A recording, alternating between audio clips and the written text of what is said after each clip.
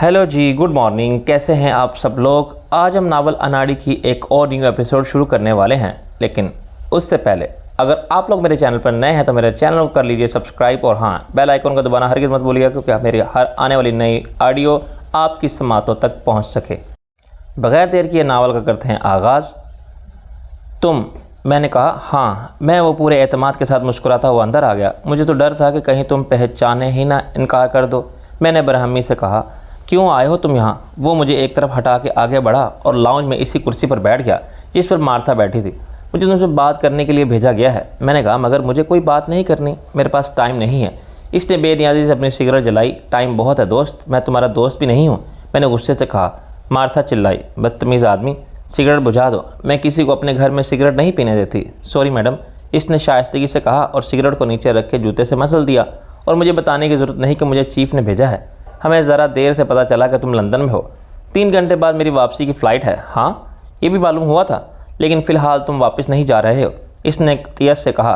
क्या मतलब है आखिर इस फजूल बात का। मैंने फ़ारसी तो नहीं बोली। इसने अपनी गिरफ्त और बैठी हुई आवाज़ में कहा। वो 6 फुट लंबा और करिया सूरज शख्स था। 6 साल में इसका वज़न बढ़ गया था, चुनाचे वो दियोज आवर नज़र आता था। इसके बालों में सफ़ेदी झलकने लगी थी। पहले इसकी मसनूई आँख के नीचे ज़ख़म का एक निशान था, अब दूसरा ज़्यादा गहरा निशान इसके माथे पर क्रॉस की सूरत में नज़र आ रहा था। मैंने कहा, मेरा तुमसे और तुम्हारे मामला से कोई ताल्लुक़ नहीं रहा। फिर चीफ ने तुम्हें मेरे पास क्यों भेजा है। तुम तो अच्छी तरह जानते हो ताल्लुक़ महज कहने से ख़त्म नहीं हो सकता। हम सब के पास 1 वे टिकट होता है, रिटर्न टिकट सिर्फ एक ही जगह के लिए मिलता है। मेरा हौसला जवाब देने लगा। क्या तुम मुझे धमकी दे रहे हो। इसने नफ़ी में सर हिलाया। एक सच्चाई बता रहा हूँ, तुम मुझे जाने से नहीं रोक सकते। मेरे वालिदैन मेरा इंतज़ार कर रहे हैं। तुम्हें अपने वालिदैन के बारे में ज़रूर सोचना चाहिए। आखिर तुम इकलौते बेटे हो इनके। इस उम्र में अगर इनको परेशानी का सामना हो तो क्या तुम्हें अफसोस नहीं होगा कि तुम्हारी बेवकूफ़ी से ऐसा हुआ। इसकी धमकी अब बहुत वाज़िया थी। अगर मैं अपने इनकार पर कायम रहा तो मेरे माँ बाप को उठा लिया जाएगा, किस केस या किस वारदात में मुलविस कर दिया जाएगा, तशद्दुद का निशाना बनाया जाएगा या मार दिया जाएगा। मेरी नज़रों के सामने अंधेरा फैलने लगा। देखो, मुझे ये धमकी भी दी गई है कि मैं फ़ौरन लंदन से चला जाऊँ, वरना मुझे ताबूत में रवाना कर दिया जाएगा। इसने मुझे गौर से देखा। किसने दी है ये धमकी। मैंने कहा, मुझे नहीं मालूम। वो मैंने खैस अंदाज में मुस्कुराया, जैसे ये जताना चाहता हो कि ऐसे झूठ से वो मुतासिर नहीं हो सकता। इसकी फ़िक्र मत करो, हम कर देंगे कोई बंदोबस्त। अभी मेरी बात सुनो। मैंने चिल्ला कर कहा, मैं तुम्हारी कोई बात नहीं सुन सकता। मेरी फ़्लाइट का टाइम हो रहा है। फ़्लाइट तुम कैसे पकड़ोगे। मैंने मार्था से कहा। मार्था, पुलिस को फ़ोन करो। मार्था बड़े अज़म के साथ उठी। वो देर लब मुस्कुराता रहा और देखता रहा। मार्था ने रिसीवर उठाया और मेरी तरफ देखा। ये तो डेड हैं। इसने अफसोस से सर हिलाया। फ़ोन भी मर जाते हैं, इंसान भी मर जाते हैं, दुनिया फ़ानी है। मुझ में खड़ा रहने की हिम्मत न रही। मैं सोफे पर गिर गया। आंटी, क्या मुझे एक कप कॉफ़ी मिल सकती है। इसने कहा और एक रिवाल्वर निकाल के अपनी गोद में रख लिया। रिवाल्वर साइलेंसर लगा हुआ। मेरे पास इतनी मोहलत ही नहीं थी कि मैं कोई फ़ैसला करने से पहले सोच सकूं। बैनुल-अक़वामी परवाज़ों के क़वायद की पाबंदी करते हुए लाजमी था कि 2 घंटे कबल मैं एयरपोर्ट पहुंच जाऊं, और मुझे एयरपोर्ट तक सफ़र के लिए भी 1 घंटा दरकार था। फ़्लाइट पकड़ने के लिए मेरी फ़ौरन रवानगी ज़रूरी थी। मुझे ये मुश्किल ही नहीं नामुमकिन लगता था कि किसी दलील से या कोई ज़ोर ज़बरदस्ती से मैं इस शख्स का इरादा बदल सकूँ जो मेरे इरादे की राह में मज़ाहम था। मेरे लिए ये फ़र्ज़ करना भी महाल था कि मेरी कोई बात अचानक इसके दिल को लगे और 5-10 मिनट में वो शर्मिंदा हो गए उठने, रिवाल्वर जेब में रखे और मुझसे हाथ मिला के कहे, सॉरी सर, मेरी वजह से आपको देर हुई, लेकिन अभी वक्त है, आप फ़्लाइट पकड़ सकते हैं। चलिए मैं आपको एयरपोर्ट छोड़ देता हूँ। ना वो अच्छा आदमी था, ना अच्छाई करना इसके इख्तियार की बात थी। वो हुक्म का ग़ुलाम, अहकामात के हरफ बहरफ तामील में ज़रा भी कोताही करता तो इसकी वो सज़ा मिलती जो दूसरों के लिए दरसे इबरत होती। ये बात वो यकीनन बहुत अच्छी तरह समझता था। ज़बरदस्ती का मामला नामुमकिन से भी ज़्यादा नामुमकिन था। बेशक रिवाल्वर इसकी गोद में रखा हुआ था। वो बज़ाहिर बेपरवाह और ज़रूरत से ज़्यादा खुद एतमादी का शिकार नज़र आता था, मगर हकीकत इसके बरअक्स थी। मैं जानता था कि वो कितना शफ़ाक़ और जान लेने के मामले में फ़रिश्ता उजल की तरह कितना अटल है।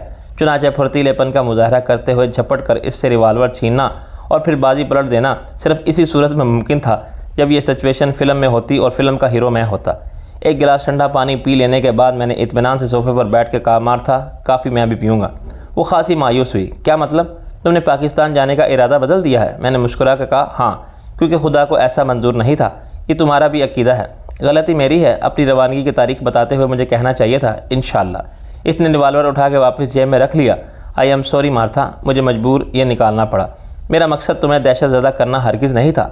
मार्था ने नागवारी से कहा, तुम्हारे लिए मैं मिसेस मार्टन हूँ, डोंट कॉल मी मार्था, बदमाश। جب وہ کچن کی طرف چلی گئی تو میں نے کہا تمہارا نام تھا اشرف چیتا؟ وہ بولا نام اور کام دونوں آج بھی وہی ہیں، گویا تمہیں کچھ پتہ نہیں کہ اتنے سال گزر جانے کے بعد اچانک آج چیف کو میری ضرورت کیوں پڑ گئی۔ اس نے ایک جمائی لی اور نفی میں سر ہلا دیا۔ میرا کام بس اتنا تھا کہ آج تمہیں پاکستان نہ جانے دوں۔ تم ناکام نہیں رہے، تمہارا ریکارڈ خراب نہیں ہوا، لیکن فرض کرو تم کو دیر ہو جاتی، ٹریفک جام تو اس وقت تک نہیں ہوتا مگر حادثہ ہو جاتا یا کوئی بھی ایسی بات ہو جاتی، پھر تمہیں ایئرپورٹ پر روک لیا جاتا۔ اس نے بیزاری سے کہا رائٹ، اور میں وہاں بھی چکمہ دے کر نکل جاتا تو کراچی ایئرپورٹ پر مجھے لندن کی اگلی فلائٹ سے واپس ارسال کر دیا جاتا۔ میں نے تلخی سے کہا امید ہے تم اگلی فلائٹ سے نکلنے کی کوشش نہیں کرو گے۔ میں نے کہا میں اتنا بھی اناڑی نہیں ہوں، اب میری نگرانی کی جا رہی ہوگی، ہاں، اور یہ میری ذمہ داری ہے۔ یہ شیطان کی خالہ تو مجھے یہاں ٹھہرنے نہیں دے گی، میں کافی پی کر چلا جاؤں گا باہر۔ تمہارے حق میں یہی بہتر ہے۔ مارتھا نے اچانک کہا میں تم کو اپنے گھر کے اندر برداشت نہیں کر سکتی۔ اشرف چونکا، کیا یہ بڑھیا اردو سمجھ لیتی ہے؟ میں نے کہا یہاں ایک بنگالی رہتا ہے اور ایک ایرانی، انہیں شک ہے کہ خالہ بنگالی اور فارسی جانتی ہے اور پنجابی بھی۔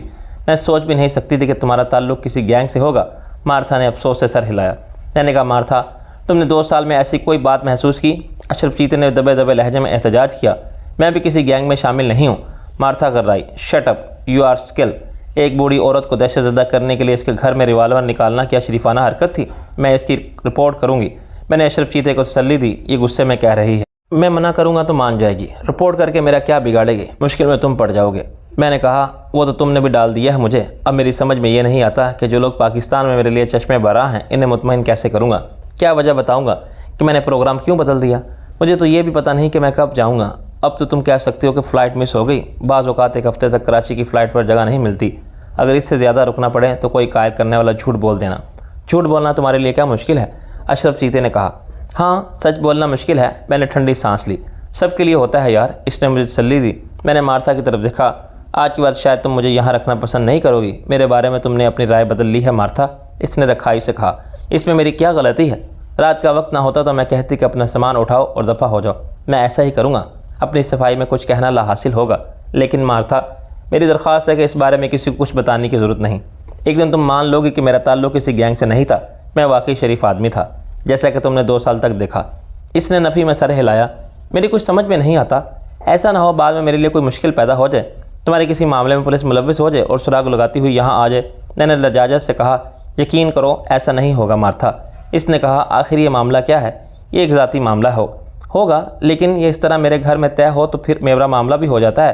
آخر کیا چاہتا ہے اس شخص؟ میں بڑی مشکل میں پڑ گیا۔ میں اپنی زندگی کی کتاب کے ورق بہت پیچھے تک پلٹ کے 8 سال پہلے ہونے والے تمام واقعات کے بارے میں بتانے لگا، لیکن مارتھا کی سمجھ میں کچھ نہ آتا۔ وہ سیاسی، مذہبی اور لسانی بنیادوں پر استوار معاشرے میں دوستی اور دشمنی کے اسباب کو نہیں سمجھ سکتی تھی۔ طبقانی فرق کے ساتھ وہاں صوبائی تعصب بھی تھا، ذات برادری کا نظام تھا، دیہی اور شہری امتیاز تھا، اور فرقہ پرستی کے جنون کے ساتھ لسانی اختلافات تھے۔ اور میں سازشوں کی سیاست یا سیاحت کی سازشوں میں ایسے الجھ گیا تھا کہ سوائے جلا وطنی اور روپوشی کے میری جان بچنے کی کوئی صورت نہ رہی تھی۔ میرے جیسے سینکڑوں ہزاروں تھے جو ملک سے فرار ہو گئے تھے، کچھ نے سیاسی پناہ حاصل کر لی تھی، کچھ تعلیم اور روزگار کے بہانے باہر مقیم تھے، تو کچھ غیر قانونی طور پر مختلف ممالک میں گمنامی کی زندگی گزار رہے تھے اور اپنے ماضی کے آصف سے پیچھا چھڑانے کے لیے کوشاں تھے۔ مارتھا ایک ترقی یافتہ ملک کے مہذب معاشرے میں رہتے ہوئے میرے مسائل کو سمجھ ہی نہیں سکتی تھی، چنانچہ میں نے اپنی جھوٹ بولنے کی خودداد صلاحیت اور ذہانت پر اعتماد کرتے ہوئے صرف ذاتی اور خاندانی دشمنی کے اسباب پر مبنی ایک ایسی کہانی کا تانا بانا تیار کیا جس کی بنیاد پر زر زن اور زمین کے ازلی اور آفاقی اصولوں پر تھی۔ یہ کہانی میں نے سینکڑوں فلموں، کہانی اور حقیقی واقعات کی اس لائبریری سے اخذ کی تھی جو میرے دماغ میں موجود تھی۔ مارتھا سیدھی سادی عورت تھی۔ میرے جذباتی انداز بیاں اور درد بھرے واقعات کو اس نے بڑی دلچسپی آمیز تشویش اور ہمدردی کے ساتھ سنا اور یقین کر لیا۔ صرف یقین ہی نہیں کیا، آخر میں وہ اتنی جذباتی ہوگی کہ دکھ سے سر ہلانے لگی اور ٹھنڈی آہیں بھرنے لگی۔ اس نے کئی بار رنجیدہ لہجے میں کہا او مائی گاڈ، میرے سر پر مامتا بھرا ہاتھ پھیرا اور آنکھیں بند کر کے اپنے رومن کیتھولک عقیدے کے مطابق خداوند یسوع مسیح سے میرے لیے سلامتی مانگی۔ اشرف چیتا صرف مسکراتا رہا اور میری بے بسی کے احساس سے لطف اندوز ہوتا رہا۔ اس کے کام میں کوئی الجھن نہیں تھی، وہ اس سے کہیں زیادہ مشکل اور خطرناک ذمہ داریاں پوری کر چکا تھا۔ وہ مجھ سے بہت زیادہ سینئر تھا اور اس کی وفاداریاں غیر مشروط تھیں۔ اس وفاداری کے بدلے اسے شاہانہ انداز میں جینے کی ہر سہولت حاصل تھی، تاہم وہ اپنی کشتی 24 گھنٹے خطرات کے سمندر میں رواں رکھتا تھا۔ وہ ایک ایسا جواری تھا جو ہر داؤ پر اپنی زندگی لگاتا جاتا تھا اور ظاہر ہے بے حد خوش قسمت تھا کہ ہار سے محفوظ تھا۔ یہ تقدیر کا سمجھ میں نہ آنے والا کھیل تھا۔ میں نے پیدائشی اور ازلی و ابدی بدنصیب بھی دیکھے تھے جن کے بارے میں میرا خیال تھا کہ پیدا ہونے کے سوا انہوں نے کوئی گناہ نہیں کیا اور اس کی پاداش میں تمام عمر ہر خوشی اور کامیابی سے محرومی پر روتے رہے۔ اشرف چیتا ان کے برعکس تھا کہ اس کی خوش نصیبی کا کوٹا ختم ہونے میں ہی نہ آتا تھا۔ اسے دیکھ کے جو خیال آتا تھا وہ بھی برعکس ہی ہوتا تھا کہ وہ نہ ہوتا تو دنیا میں میرے جیسے ان گنت لوگ کتنے سکھی ہوتے۔ میرے لیے اس کی آمد اتنی غیر متوقع اور تباکن تھی جتنی کسی ہستی بستی آبادی پر سیلاب اور طوفان جیسی آفات کا نزول۔ اس نے میری پرسکون زندگی اور خوشگوار مستقبل کے خوابوں میں زلزلہ برپا کر دیا تھا اور میں ہر طرف سے اندیشوں میں گھر گیا تھا۔ میری سمجھ میں نہیں آتا تھا کہ اب میں ان کو کیسے مطمئن کروں جو میری واپسی کے لیے چشم برات ہے۔ میں کسی سے یہ نہیں کہہ سکتا تھا کہ اشرف چیتا میری راہ میں حائل ہو گیا ہے، اور ابھی خود مجھے بھی معلوم نہیں کہ وہ کیا چاہتا ہے۔ کل کیا ہوگا، میری واپسی کب ہوگی یا نہیں ہوگی، ایسے کسی سوال کا جواب دینا میرے لیے ممکن ہی نہیں تھا۔ مجھے معلوم تھا کہ مجھ پر یقین کوئی نہیں کرے گا، نہ میرے سچ پر نہ جھوٹ پر۔ سمجھا یہی جائے گا کہ میں بغاوت اور نافرمانی پر آمادہ ہوں، کسی نے مجھے بہکا دیا ہے۔ خود میرے شیطانی خیالات نہیں آئے، شیطان کے روپ میں مجھ پر غلبہ پانے والی کسی فرنگی حسینہ نے۔ پیر چچا فرمائیں گے کہ اجی ہمیں تو پہلے ہی ہمارے موکلوں نے خبردار کر دیا تھا، خالو عنایت اپنا تڑکا لگائیں گے، یہ تو ہوتا ہی ہے۔ عدم آباد اور اولایت جانے والوں میں سے کون لوٹ کر آیا ہے؟ اور دادی جوتی اتار کے اٹھ کھڑی ہوں گی، اوکے اس نمونے کی یہ مجال میں خود لاتی ہوں اسے کان سے پکڑ کر، لیکن پہلے میں فون پر بات تو کر لوں، اس کے بعد ٹیلی فون کالز کا ایک لمبا سلسلہ شروع ہوگا۔ سب بولیں گے میری کون سنے گا؟ دوسری طرف لندن میں ان گنت لوگ ہیں جن کو میرے نہ جانے سے سخت حیرت کا شاق لگے گا۔ فریال، عائشہ، میرے ساتھ رہنے والے آفس کے لوگ، میں کیا وضاحت کروں گا، کتنا جھوٹ بولوں گا؟ میرے ذہن میں نفرت کا آتش فشاں بھی دھواں دے رہا تھا، اور مجھے ناقابل عمل خیالات بھی اکساتے تھے کہ میں صرف سوچنے کی بجائے کچھ کروں، چیتے کا کام تمام کر دوں یا اس کے ساتھ جا کے چیف کو گولی مار دوں تاکہ میرے ساتھ دنیا کو بھی ان کے شر سے نجات ملے، ورنہ میں ساری عمر بلیک میل ہوتا رہوں گا، ان کے مذموم مقاصد کا تکمیل کے لیے غلط اور خطرناک راستے پر چلتا رہوں گا اور اپنے لیے کچھ بھی کرنا پاؤں گا۔ ترقی، خوشحالی اور محفوظ مستقبل کے سارے خواب محض خواب ہی رہ جائیں گے، اور یہ سب اس لیے ہوگا کہ میں ڈرتا ہوں۔ مجھے اپنی بزدلی پر بھی شرم آتی تھی، آخر مجھ میں کچھ کر گزرنے کا مجاہدانہ جذبہ کیوں نہیں ہے؟ جو ڈر گیا سو مر گیا، اور یوں ڈر کے اور مر کے جینے سے تو بہتر ہے، مگر جو ناممکن ہے وہ ناممکن ہے۔ میرے ایک احمقانہ قدم کا خمیازہ ان سب کو بھی بھگتنا پڑتا ہے جن سے میرا جذبات کا اور خون کا، پیار کا اور اپنائیت کا رشتہ تھا۔ میں ان کے ساتھ دشمنی کیسے کر سکتا تھا؟ اس کے علاوہ میں خود بھی تو زندہ رہنا چاہتا تھا۔ میں نے خود کو قابو میں رکھا اور یہ سوچا کہ نا امیدی لا حاصل ہے، ممکن ہے چیف سے ملنے میں خطرے کی کوئی بات نہ ہو، وہ مجھ سے صرف ملنا چاہتا ہو، کچھ پوچھنا چاہتا ہو، یا وہ میرے سپرد کوئی ایسا کام کرے جس سے میرا مستقبل متاثر نہ ہو، مجھے کل پرسوں یا ہفتہ 10 دن بعد جانے کی اجازت مل جائے۔ چیف بیوقوف بہرحال نہیں، وہ جانتا تھا کہ کسی کی قوت برداشت کی حد کہاں ہوگی۔ میں اسے دلیل سے نہ صحیح منت سماجت سے قائل کر سکتا ہوں۔ میں نے اس پر غور کیا، مگر پھر مجھے خود ہی یہ خیال احمقانہ محسوس ہوا۔ اگر رعایت کی کوئی بات ممکن ہو سکتی تو وہ اشرف چیتا کو اس طرح میرے پاس نہ بھیجتا۔ چیف سے بات نہ کرنے میں ہی عقل مندی تھی۔ میں نے ایک لمحہ سوچا اور پھر رضامندی کا اشارہ کرتے ہوئے اٹھ کھڑا ہوا۔ اشرف چیتا کے ہونٹوں پر کامیابی کی مسکراہٹ نمودار ہو گئی۔ میں نے مارتھا سے کہا کہ میں جا رہا ہوں اور امید ہے فلائٹ پکڑنے میں کامیاب ہو جاؤں گا۔ اگر معقول وجہ بتائی جائے تو 1.5 گھنٹہ پہلے پہنچنے والوں کو بھی بورڈنگ کارڈ جاری کر دیا جاتا ہے۔ بس اب تمہیں کسی فکر میں مبتلا ہونے کی ضرورت نہیں۔ میں جا رہا ہوں، اور یہ جو تھوڑی سی پریشانی تمہیں ہوئی اس کی تم سے معافی مانگتا ہوں۔ امید ہے تم کسی کو کچھ نہیں بتاؤ گی۔ یہ کیسے ممکن ہے؟ میں سب کو بتاؤں گی، اور کیوں نہ بتاؤں؟ آخر جب اس میں نقصان کوئی نہیں، کیوں بلا وجہ ایک راز کا بوجھ اٹھاؤں جس کی کوئی اہمیت نہیں میرے لیے؟ کتنا اچھا ہوتا اگر یہ سب میں نہ دیکھتی، تم چلے جاتے ہنسی خوشی، اور میرے جذبات تمہارے لیے وہی رہتے جو 2 سال تک تھے، اور یہاں سے جانے کے بعد کچھ بھی ہوتا مجھے معلوم نہ ہوتا اور میں تمہیں صرف محبت سے یاد کرتی۔ کہ اب تمہیں نفرت ہو گئی ہے مجھ سے؟ میں نے بڑے دکھ سے کہا، نفرت کا تو کچھ یقین نہیں مجھے، لیکن میں مایوس ضرور ہوں اور کچھ خوف زدہ بھی کہ تم پوری طرح وہ نہیں تھے جو میں سمجھتی رہی۔ دراصل مجھے یقین نہیں کہ جو کچھ تم نے مجھے بتایا وہ کس حد تک سچ تھا۔ آج کل نوجوان بڑی آسانی سے جھوٹ بول سکتے ہیں اور اسے گناہ بھی نہیں سمجھتے۔ اس نے آنکھوں میں آ جانے والے ایک قطرہ اشک کو انگلی سے جھڑک دیا۔ میں نے اس کا ہاتھ اپنے ہاتھ میں لے لیا۔ اگر ہو سکے تو مجھے معاف کر دینا مارتھا، پلیز۔ اس نے سر ہلایا۔ جاؤ، تمہیں دیر ہو رہی ہے۔ اشرف چیتے نے بڑا سوٹ کیس اپنی گاڑی کی ڈکی میں رکھا، دوسرا میں نے پیچھے والی سیٹ پر رکھ دیا۔ مارتھا نے میرے باہر آتے ہی دروازہ بند کر دیا تھا، مگر اس کا بے حد دکھی چہرہ ابھی تک میری نظروں کے سامنے تھا۔ اس کی آنکھوں میں اتر آنے والے ایک قطرہ اشک نے میری جذبات کے الاؤ کو بھڑکا دیا تھا۔ یہ بڑھیا تو پاگل ہے، اشرف چیتے نے ڈرائیونگ سیٹ پر بیٹھتے ہوئے کہا۔ میں نے ایک دم اسے دبوچ لیا۔ یہ سب تیری وجہ سے ہوا، کتے! کیا ضرورت تھی تجھے ریوالور نکالنے کی؟ تیری اور تیرے چیف کی تو میری دیوانگی میں ایسی وحشیانہ قوت تھی کہ اشرف اپنی گردن نہ چھڑا سکا۔ وہ خاصا تندرست اور قوی تھا، مگر میرے ہاتھوں کی گرفت کسی شکنجے کی طرح تھی، اور اسٹیئرنگ وہیل کے پیچھے اس کی مدافعت محدود ہو گئی تھی۔ وہ ڈیش بورڈ کے نیچے ٹانگیں چلا سکتا تھا اور اپنے جسم کو تھوڑا بہت دائیں بائیں کر سکتا تھا، مگر اپنے دونوں ہاتھوں کی قوت سے مجھے دھکیل نہیں سکتا تھا۔ اس نے بائیں بازو کی کوہنی میرے پیٹ میں ماری اور دائیں ہاتھ سے میرے بال بھی پکڑنے کی مجھے اشتعال شدید لہر نے بالکل پاگل کر دیا تھا۔ گالیاں دے اور اس کے ساتھ اس کے سر کو اسٹیئرنگ ویل پر مارتا رہا۔ اچانک وہ ساکت ہو گیا، اس نے مزاحمت ختم کر دی اور اس کا جسم ڈھیلا پڑ گیا تو میں نے خود کو روکا۔ جب میں نے اپنے ہاتھوں کو اس کی گردن سے الگ کیا تب تک وہ اسٹیئرنگ پر سر رکھے پڑا تھا۔ کیا میں نے اسے مار ڈالا؟ میں نے دہشت سے سوچا اور فوری طور پر اس کا ہاتھ پکڑ کے نبض کو محسوس کیا۔ نبض کی رفتار سست تھی لیکن وہ چل رہی تھی۔ اشرف چیتا صرف بے ہوش ہوا تھا، سانس رک جانے سے یا شاید سر کی چوٹ سے وہ مرا نہیں تھا، اور یہ میرے لیے اطمینان کی بات تھی۔ میں نے سر گھما کے آگے پیچھے دیکھا۔ گلی میں بہت دور لیمپ پوسٹ کے نیچے ایک مرد اور عورت کا سایہ نظر آ رہا تھا۔ سامنے آخری حصے میں ایک شخص مخالف سمت میں جا رہا تھا۔ اشرف چیتے کے ساتھ ہونے والی چند منٹ کی لڑائی کسی نے نہیں دیکھی تھی اور نہ کسی نے کوئی آواز سنی تھی۔ فوری طور پر میں نے اشرف کو کھینچ کر اپنی جگہ پر بٹھایا اور سیٹ کو اتنا پیچھے کر دیا کہ وہ نیم دراز نظر آئے۔ پھر میں نے گاڑی اسٹارٹ کی۔ اچانک مجھ پر بغاوت کا خیال غالب آ گیا۔ اس وقت میری ہمت اور بے خوفی کا گراف آسمان کو چھو رہا تھا۔ میں نے مستقبل کے سارے اندیشوں کو اور چیف کے احکامات کو نظر انداز کرتے ہوئے لندن سے فرار ہونے کا فیصلہ کر لیا، اور ایک اندر کی آواز میرا حوصلہ بڑھا رہی تھی، یہی موقع ہے، نکل جاؤ دہشت گردی کے چنگل سے ورنہ مارے جاؤ گے۔ 8 سال کی جلاوطنی تم نے اس لیے تو قبول نہیں کی تھی کہ باقی عمر بلیک میل ہوتے رہو۔ یہ تو کبھی ختم نہ ہونے والا سلسلہ ہے۔ یہ لوگ تمہیں پھر دلدل میں کھینچنا چاہتے ہیں۔ ان سے ڈر کر پیچھے ہٹتے رہے تو یہ تمہیں دیوار سے لگا دیں گے، اس لیے مقابلہ کرو۔ لوہے کو لوہا کاٹتا ہے۔ لا قانونیت کا مقابلہ کرنے کے لیے اگر تمہیں بھی لا قانونیت کا ہتھیار اٹھانا پڑے تو اٹھا لو۔ فنا اور بقا کی جنگ میں غلط کچھ نہیں، جو جیتا وہی سکندر۔ میں نے گھڑی دیکھی، فلائٹ ٹائم میں ابھی بھی 2.25 گھنٹے باقی تھے۔ اگر میں طوفانی رفتار سے گاڑی چلاتا تو آدھے گھنٹے میں ایئرپورٹ پہنچ سکتا تھا، مگر میں اس ٹریفک پولیس کا میرے پیچھے لگ جانا یقینی تھا۔ ایک مسئلہ اشرف چیتے کا بھی تھا۔ اس کی گاڑی کو میں پارکنگ ایریا میں چھوڑ سکتا تھا۔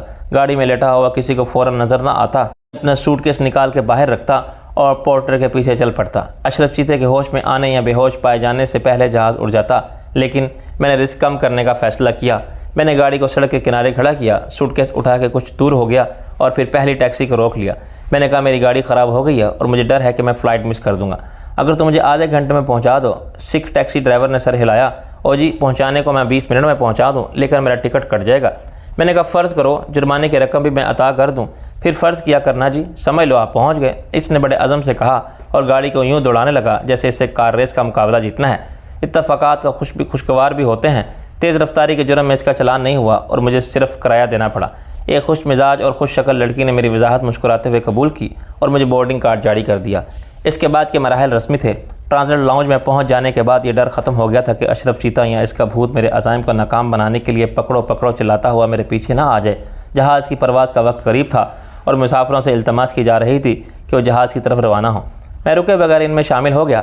جہاز میں میری سیٹ کھڑکی کے ساتھ تھی اور میں ہیتھرو ایئرپورٹ کی ساری ایکٹیویٹی دیکھ سکتا تھا۔ مجھے معلوم تھا کہ لندن امیگریشن پولیس کے اختیارات کیا ہیں۔ ضرورت پڑنے پر کسی بھی فلائٹ سے فرار کی کوشش کرنے والی مجرم کو جہاز کے اندر آگے گرفتار کر سکتے تھے، لیکن مجھے یہ امکان نظر نہ آتا تھا کہ آدھے گھنٹے کے اندر اشرف چیتا ہوش میں آ جائے تو میرے خلاف رپورٹ درج کرائے اور پولیس اس کی درخواست کو درخوار اعتنا سمجھتے ہوئے مجھے جہاز سے اتارنے کے لیے دوڑے۔ لہو لہان تو کیا، وہ معمولی زخمی بھی نہیں ہوا تھا۔ اگر وہ ہکلاتے ہوئے بہکی زبان میں قاتلانہ حملے کی تفصیل پیش کرتا تو پولیس شاید پہلے یہ ٹیسٹ کراتی کہ اس پر سر کی چوٹ کا اثر ہے یا وہ نشے میں ہے۔ وہ ہوش میں نہ آتا اور پولیس دیکھ لیتی تو اس سے پہلے ہاسپٹل پہنچایا جاتا۔ اس کے باوجود اگر یہ ثابت ہو جاتا کہ میں نے اسے ناک آؤٹ کیا ہے تو یہ الزام اتنا سنگین بہرحال نہ تھا کہ اس کے لیے بین الاقوامی پرواز سے کسی مسافر کو آف لوڈ کیا جائے۔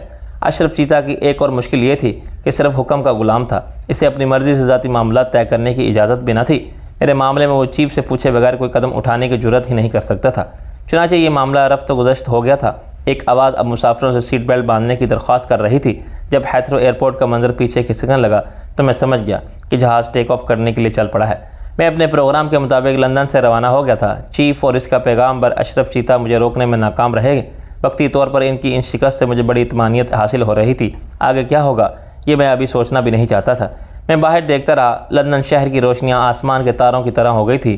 میرے ارد گرد آخر شب کا اندھیرا تھا جو گہرا ہوتا جا رہا تھا۔ گزرے ہوئے 6 سالوں کی ہر یاد دہنوس میرے ساتھ تھی اور باہر تاریکی میں میرے تصور کے تراشے ہوئے سارے پیکر میرے سامنے سفر کر رہے تھے۔ جہاز کی رفتار سے ایک متوازی اور میری کھڑکی کے بہت نزدیک پرواز کرتے جا رہے تھے۔ سب سے قریب عائشہ تھی، وہ پاگل لڑکی جس کے عشق نے الف لیلہ داستانوں سے آج کے دور کی فلموں تک محبت کی ہر روایت کے غیر حقیقی کر دیا تھا اور مجھے دائمی شرمندگی کی اذیت میں مبتلا کر دیا تھا کہ مرد اور بڑا روایت شکن ہیروز ہونے کے باوجود میں کتنا کم ہمت، بزدل اور بے بس تھا۔ جہاز کی کھڑکی سے نظر آنے والا اس کا چہرہ اداسی اور دل شکستگی کی وہ تصویر تھا جسے دنیا کا کوئی مصور کینوس پر نہیں اتار سکتا تھا۔ اس کی آنکھوں میں آنسو تھے مگر وہ مسکرانے کی کوشش کر رہی تھی۔ اس نے کہا، روفی، میں نے آخری وقت تک تمہارا انتظار کیا۔ میں اپنا سوٹ کیس قریب رکھے کپڑے جوتے پہن کے بالکل تیار بیٹھی کال بیل کی منتظر رہی۔ میں نا امید نہ ہونا نہیں چاہتی تھی۔ میں یہی سوچتی رہی کہ تمہارا ارادہ بدل جائے گا۔ دنیا میں ناممکن تو کچھ بھی نہیں ہوتا۔ ایئرپورٹ جاتے ہوئے تم مجھے لے جانے کے لیے رک جاؤ گے۔ فلائٹ ٹائم ہونے تک میں نے آس نہیں چھوڑی۔ اس وقت جب تمہارے طیارے نے ٹیک آف کیا ہوگا میں چھت پر تھی اور اس سمت میں دیکھ رہی تھی جدھر تمہیں جانا تھا، مشرق کی طرف، لیکن وہاں سے نظر کیا آتا؟ بس میں تصویر میں تمہیں دیکھتی رہی اور سوچتی رہی کہ کیا یہ نہیں ہو سکتا کہ تمہاری فلائٹ مس ہو جائے یا تم خود ایئرپورٹ سے واپس آنے پر مجبور ہو جاؤ۔ میری محبت تمہیں مجبور کر دے۔ محبت معجزے کی طاقت رکھتی ہے، لیکن ایسا نہیں ہوا تو کوئی بات نہیں، میں تمہارے ساتھ ہوں اور رہوں، تمہارے دل میں، تمہارے خیالوں میں اور خوابوں میں جب تک ممکن ہوا۔ پھر فریال نے اس پر دھکیل دیا، یہ لڑکی بالآخر پاگل خانے پہنچ جائے گی۔ لکھوا لو مجھ سے اور اس کو ٹھکرانے کا گناہ عظیم تمہارے نامہ اعمال میں لکھا جائے گا۔ تمہارے لیے ضمیر کی خلی سے چھٹکارا پانا اتنا آسان نہیں ہوگا۔ رومیو، یہ تم نے اچھا نہیں کیا۔ میں نے کہا، اور کیا کرتا میں؟ اسے لے جاتے اپنے ساتھ اور کیا کرتے؟ وہ تم سے کچھ مانگ تو نہیں رہی تھی نا؟ وہ مجھے مانگ رہی تھی۔ پھر کیا ہوا؟ میں نے کہا، وہ شادی کرنا چاہتی تھی مجھ سے تو کر لیتے، پھر تمہارا کیا کرتا؟ میرا تو کوئی مسئلہ نہیں، بعد میں مجھ سے بھی کر لیتے۔ لا حول ولا قوت۔ ایک میان میں دو تلواریں۔ وہ ہنسی۔ محبت کو تلوار سے تشبیہ مت دو، گلاب سے دو۔ ایک شاخ پر کیا دو گلاب نہیں کھل سکتے؟ محبت کی جگہ دل میں ہونی تھی، اور یہ تمہارا نہیں، میرا اور عائشہ کا معاملہ تھا۔ ہم گزارا کر لیتے۔ محبت میں گنجائش تو نکالنی ہی پڑتی ہے۔ دو بھوکے اگر کمینے اور خود غرض نہ ہوں تو ایک روٹی کے دو حصے کر کے کھا لیتے ہیں۔ دوبارہ لا حول ولا قوت۔ نہ میں روٹی ہوں اور نہ ڈبل روٹی۔ وہ ہنسی۔ بس میں آ رہی ہوں تمہارا سینڈوچ بنانے، 4 مہینے میں تمہارے پاس۔ میں نے کہا، شٹ اپ۔ ایئر ہوسٹس کا صدمے اور غصے سے برا حال ہو گیا۔ سر، میں نے تو صرف کافی کے لیے پوچھا تھا۔ میری وہ حالت ہوئی جیسے مجھ پر گرم پانی کے شاور سے اچانک یک بستہ پانی پڑ گیا۔ I am sorry, really very sorry. میں نے تم سے کچھ نہیں کہا۔ وہ مطمئن ہو کے مسکرائی اور مجھے کافی کا مگ تھما کے چلے گئی تو میں نے اسے اپنے سفر کے پڑوسی پر غور کیا۔ وہ نورانی چہرے اور 2-4 سال پرانی سیاہ چگی داڑھی اور والا طویل قامت دبلا پتلا نوجوان تھا جس کی ٹوپی کے نیچے گردن تک پہنچنے والے بالوں کے پٹے چمبیلی کے تیل میں ڈوبے ہوئے تھے۔ اس کی آنکھوں میں سرمے کی مقدار دیکھ کر مجھے خیال آیا کہ جہاز کی بجائے وہ کراچی کسی ویگن میں کپڑا بن کے سفر کر رہا تھا تو سرما اس کے رخساروں پر بہنے لگا۔ اس کے چوگا نما سفید لبادے اور شانے پر پڑے ہوئے سفید رومال کو دیکھ کر اپنے قومی جھنڈے کا خیال آتا تھا جو کسی کے سوگ میں سرنگوں ہوں۔ ایئر ہوسٹس کے قریب تھی تو وہ ایسے سمٹ کر میری طرف ہو گیا تھا جیسے اس نے غلطی سے بھی چھو لیا تو اس پر غسل واجب ہو جائے گا۔ اس نے پہلے شربت بادام طلب کیا، پھر پوچھا، لسی ملے گی؟ اور مایوس ہو کے چائے قبول کی، بشرط یہ کہ وہ ملائی والی ہو۔ پھر وہ کسی وظیفے پہ منمحک ہو گیا۔ آدھے گھنٹے بعد بھی جہاز کے باہر آغاز سحر سے کوئی آثار تک نہ تھے۔ اچانک کھڑکی کے اسکرین پر مارتھا کا چہرہ نمودار ہوا۔ اس نے کہا، یوسلی بوائے، اس کے باوجود کہ تمہارے رخصت ہوتے وقت ایک افسوسناک بلکہ شرمناک واقعہ رونما ہوا، میں تمہارے لیے اداس ہوں۔ مجھے امید ہے تم نے پولیس کو کچھ نہیں بتایا ہوگا۔ اس نے نفی میں سر ہلایا۔ تم کا بہرحال اداس نہیں ہونا چاہیے کیونکہ تم رات سے صبح کی طرف جا رہے ہو۔ تمہارے ملک میں اس وقت سورج چمک رہا ہوگا، ہاں، اور لوگ لسی پی کے مونچھوں پر تاؤ دیتے ہوئے ڈکارے مار رہے ہوں گے یا آتش فشاں تمہاری خاک کے کانوں سے دھواں نکال رہے ہوں گے۔ میں لندن کے لیے اداس ہوں۔ تم ایک اچھے مستقبل کو پالو گے جس میں تمہارے لیے ہی نہیں سب کے لیے خوشی ہے۔ اصل بات یہ ہے کہ جو صرف اپنی خوشی کے لیے سوچتا ہے اسے اگر خوشی ملے تو ادھوری ملتی ہے اور عارضی۔ میں نے ایک یک بستہ آب بھری۔ میری خوشی ایسی ہی ہے مارتھا، اس کو مجبوری کہنا زیادہ مناسب ہوگا۔ خوشی مکمل تب ہوتی ہے جب مجھے میری مرضی کے واپس نہ جانا پڑتا، جب ایک رقیب سیاہ کو جنم رسید کیے بغیر مجھے فریال مل جاتا، جب عائشہ کسی اور پر فریضہ ہوتی اور تم پاکستان کے وزیر اعظم ہوتے۔ وہ تن سے بولی۔ میں نے کہا، بددعائیں کیوں دیتی ہو؟ میری پریشانی یہ ہے کہ میں اس ازلی و ابدی مثلث میں پھنس گیا ہوں۔ کون سی ازلی و ابدی مثلث؟ وہی 2 مرد 1 عورت، 2 عورتیں 1 مرد، جس کے بغیر کوئی کہانی ہی نہیں بنتی، نہ فلم، نہ ناول کی اور نہ ڈرامے کی۔ پہلے تو یہاں بڑی آسانی تھی، 2 مرد تلواریں سونت کے سامنے آ جاتے تھے اور خاتون بڑی دلچسپی سے فائٹ دیکھتی رہتی تھی اور شہید محبت پر لعنت بھیج کے ہنسی خوشی فاتحہ کی ہو جاتی تھی۔ نہ قانون کو اعتراض ہوتا تھا نہ معاشرے کو۔ اب ہم مہذب ہو گئے ہیں، ہاں، ٹاس کر لیتے ہیں یا دوسرا عشق شروع کر دیتے ہیں، مگر ہم بیچارے مشرق کے رہنے والے، تم کیا کرتے ہو؟ میں نے کہا، ہماری فلموں کے آخری سین میں بڑی خوش اسلوبی سے معاملہ نمٹ جاتا ہے۔ دلہن کو لگتی ہے ایسی پھینٹی کہ وہ کان پکڑ کے ناک سے فرش پر لکیریں نکالتا ہے اور توبہ کرتا ہے کہ باقی زندگی اللہ اللہ کرتے گزارے گا۔ خواتین 2 ہوں تو ایک راہ عشق میں قربان ہو جاتی ہے یا کر دی جاتی ہے، مگر تمہاری زندگی فلم نہیں ہے، رائٹ؟ یہی تو میرا المیہ ہے۔ اس بات کے امکانات خاصے روشن ہیں کہ میرا انجام ولن جیسا نہ ہو، وہ بن جائے ہیرو، ادھر محبت کا جنازہ جا رہا ہو، ادھر وہ صحرا باندھے گھوڑے پر سوار بینڈ باجے کے ساتھ ہیروئن کو لے جا رہا ہو۔ معاف کرنا، مجھے رونا آ رہا ہے۔ وہ بولی، اتنا جذباتی ہونے کی ضرورت نہیں۔ میں نے کہا، مارتھا، یہ بڑی کمپلیکس سچویشن ہے، مثلث کا ایک ضلع ختم کرنا ہو تو تم کیسے کرو گی؟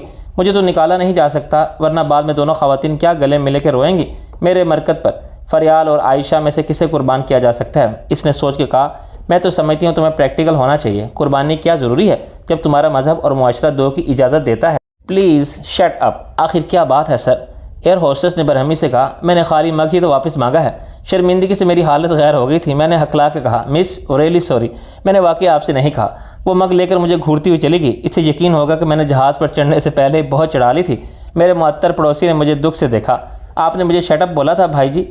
ابھی تک تو نہیں بولا بھائی جی، میں نے کہا۔ وہ مزید دکھی ہو گیا۔ آپ میری نقل اتارتے ہو بھائی جی؟ میں آپ کی کوئی چیز نہیں اتار سکتا بھائی جی۔ میں نے اس کی ٹوپی سے جوتی تک دیکھا۔ آپ کچھ اتار سکتے ہو؟ کیا مطلب بھائی جی؟ وہ خفگی سے بولا۔ میں نے رازداری سے کہا، آپ جن اتار سکتے ہو، یہ جہاز اتار سکتے ہو، میرا قرض اتار سکتے ہو، میرے پیر صاحب سب اتار سکتے ہیں۔ اس نے بڑی عقیدت سے ایک شخص کی طرف اشارہ کیا جو سامنے 3 کتاریں چھوڑ کے کونے میں خالی سیٹ میں پھنسا ہوا تھا۔ اپنی عظیم تون کے بعد وہ ایک بہت بڑا مٹکا نظر آتا تھا جس پر مٹی کا پیالہ اوندھا رکھ دیا گیا ہو۔ میں نے کہا، اچھا یہ پیر ہیں؟ اس نے مؤدبانہ کہا، ہاں بھائی جی۔ اگر یہ پیر ہیں تو منگل اور بدھ کہاں ہیں؟ میں نے کہا۔ اگلی سیٹ پر ایک خاتون کو اس مکالمے نے اتنا محظوظ کیا کہ وہ کھلکھلا کے ہنس پڑی۔ بھائی صاحب غیظ و غضب سے تھر تھر کانپنے لگے اور مجھے یوں گھورتے رہے جیسے اپنی نظروں کے جلالی لیزر سے میرے دل کے ٹکڑے کر دیں گے اور جگر کو چھلنی کر دیں گے۔ ظاہر ہے اس کے بعد ہمارے تعلقات انڈیا پاکستان جیسے ہو گئے۔ میرا باقی سفر سکون سے گزرا۔ میں پھر کھڑکی سے باہر دیکھنے لگا اور اس بار اسکرین پر اشرف چیتا نمودار ہوا۔ اس نے کہا، فقہ پتر، یہ تم نے بہت برا کیا۔ میں نے کہا، تم کون سی اچھائی کر رہے تھے؟ فرار ہو کے تم کہاں جا سکتے ہو قاتل؟ تمہیں پھانسی ضرور ہوگی۔ میں نے فوراً اتردیدی بیان جاری کیا، میں نے تمہیں قتل نہیں کیا۔ پھر کیا جارج بش نے کیا؟ لندن پولیس میری لاش دریافت کر چکی ہے، وہ تمہارا سراغ بڑی آسانی سے لگا لے گی۔ بکواس بند کرو، نہ میرا ایسا ارادہ تھا اور نہ تم مرے تھے، تم صرف بے ہوش ہوئے تھے۔ میں نے اچھی طرح دیکھ لیا تھا۔ چیف سخت مشتعل ہے، اس کو احکامات کی خلاف ورزی بالکل پسند نہیں، اور بغاوت کرنے والوں کی سزا کیا ہوتی ہے یہ تم اچھی طرح جانتے ہو۔ میں نے مزید بلیک میل نہ ہونے کا فیصلہ کر لیا تھا۔ وہ ہنسا، اور چیف اس فیصلے کے آگے سر جھکا دے گا۔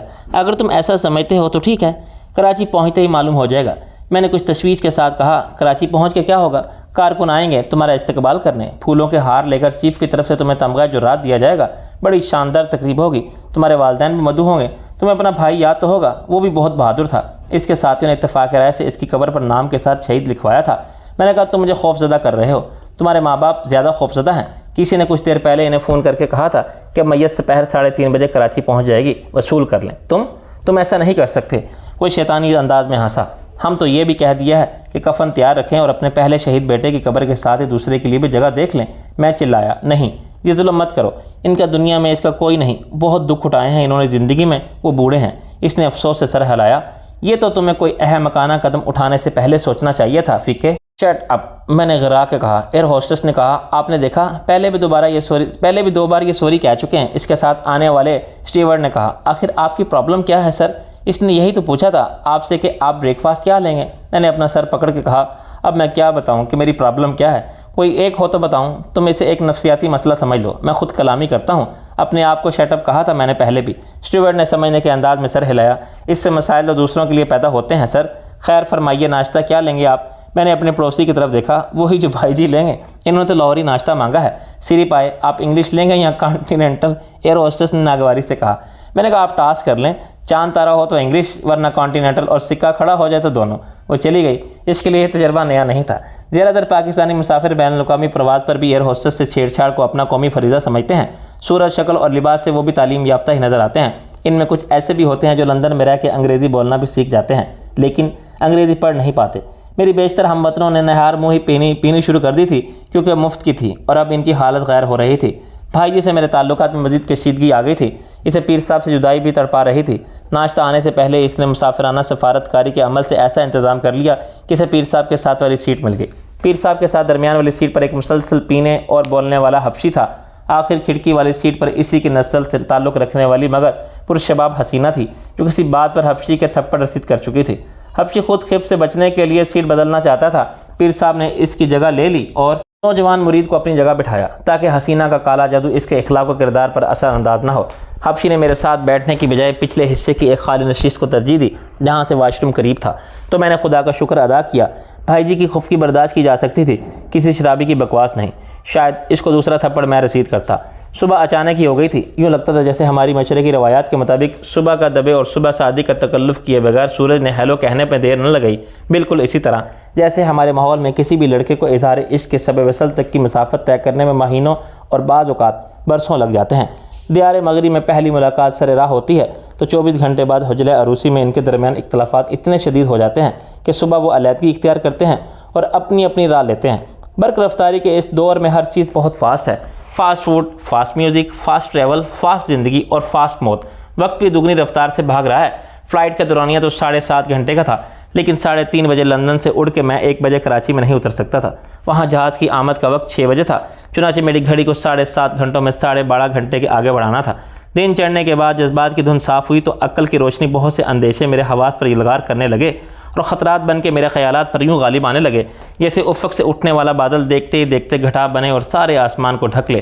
میں نے تصور میں فریال کو بھی دیکھا تھا، عائشہ کو بھی، مارتھا سے بھی باتیں کی تھیں اور اشرف چیتے سے بھی۔